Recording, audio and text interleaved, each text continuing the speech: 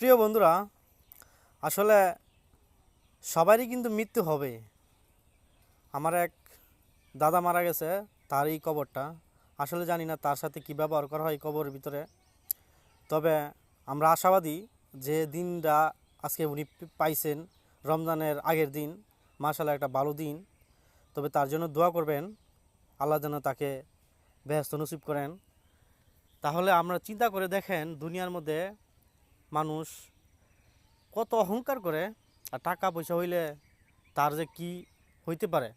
তা আসলে যত বড় টাকা হলেই হন না কেন, যত বড় টাকা পয়সা ধন দৌলত যাই থাকুক, কিন্তু এই 3.5 হাত কবরে আপনার আসতেই হবে। তাহলে কেন আমরা এত অহংকার করি? আমরা তো সবাই চলে যেতে হবে ভাই। একবার একটু চিন্তা করবেন, আমার যারা ফলোয়ার আছেন, যারা সাবস্ক্রাইবার আছেন, আসলে সবাই একটু চিন্তা ভাবনা করবেন। কারোর সাথে কখনো বেয়াদবি করবেন না, কারোর সাথে অন্যায় করবেন না, জুলুম অত্যাচার করবেন না। কবে কবে জানি কার মৃত্যু কখন চলে আসে বলা যায় না। এই দেখেন কবরটা, জানি না আপনাদের দেশে কিভাবে কবর হয়, আর আমাদের দেশে এরকমভাবে হয়।